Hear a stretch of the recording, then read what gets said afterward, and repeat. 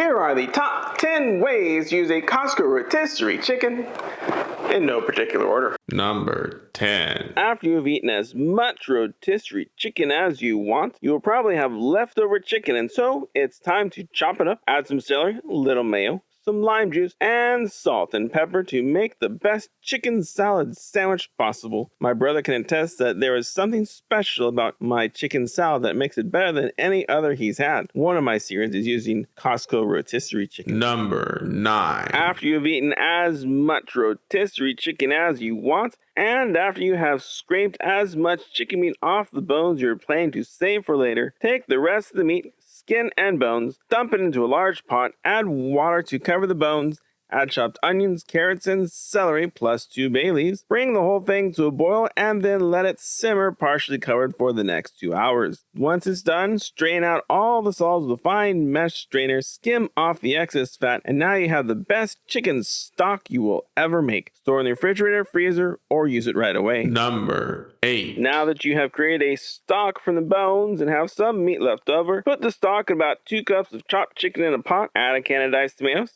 add some drained chickpeas, some spinach, some white wine, some garlic, and cook until it's heated through. This Mediterranean-inspired soup tastes great cold, too. Number 7. Chop up some of the chicken, grate some cheese, add some tomatoes, chop up some bacon, put it all in a tortilla, and make some of the best chicken quesadillas that you have ever had. Don't forget to add sour cream and pico de gallo or salsa for a match made in heaven. Number 6. Take 4 cups of the chicken meat that you chopped, add 2 cans of condensed cream of chicken soup, half a can of milk, 2 teaspoons of lemon juice, 1 teaspoon of salt, 1/4 teaspoon of pepper, 2 cups of diced celery, 2 chopped hard-boiled eggs, and put them into a bowl and mix them together. Layer it into a greased casserole dish and top with crushed potato chips, slivered almonds, and pepper jack cheese. Cover with foil and bake in a preheated oven at 350 degrees Fahrenheit for 45 minutes. Removing the foil for the last 10 minutes of cooking, and you have an upgraded version of a hot chicken salad casserole. Number 5. Take 1 pound of chopped chicken meat, add some salt, cumin, and paprika, and stir it around. In another bowl, add some Greek yogurt, lemon juice, tahini, and crushed garlic for a sauce.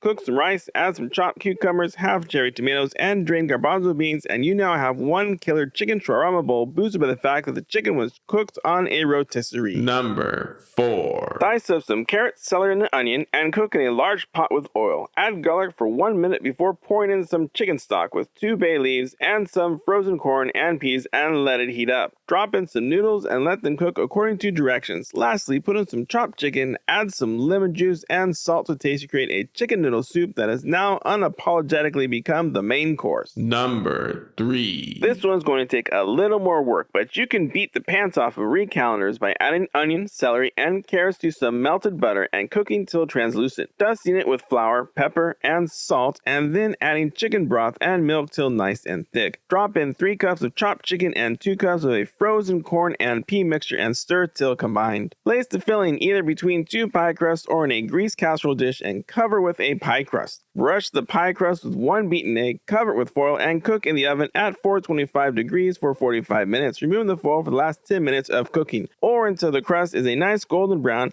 and you now have a country fair winning chicken pot pie. Number 2. Start off by boiling 8 ounces of uncooked pasta.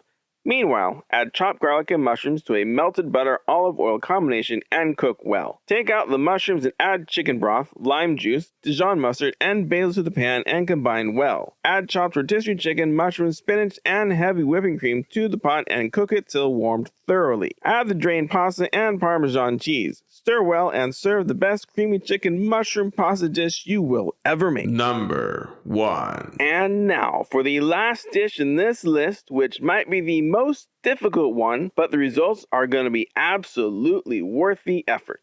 For the crust, I would highly recommend buying Goya Discos, 5 inches for baking from a local grocery store. But if they don't have it, there is a link to the recipe in the description below for making them from scratch. To make the filling, add diced onion to oil over low-medium heat and cook till translucent. Then add garlic, cumin, cayenne pepper, and stir briefly. Then add some diced green chilies, chopped rotisserie chicken, peas, corn, lime juice, and spinach, and stir till heated through. Add about 1.5 cups of water and let it slow simmer for 20 minutes or until the water has evaporated. Then let this mixture cool down to room temperature. Add to each disco some chicken filling and cheese and fold over to make half moons and crimp the edges. Wash the top of the beaten egg and cook for 30 minutes at 350 degrees or until the crust is a beautiful golden brown. Let them cool slightly and add salsa, sour cream, guacamole, or any other condiment you would like to have the best empanadas you will ever taste. So those are my top 10 tantalizing recipes used with a Costco rotisserie chicken. If you have other ideas or uses for your Costco rotisserie chicken, feel free to leave a comment down below. And if you want a great idea on how to make a cheap chuck roast become a 5-star meal, you need to watch this video next.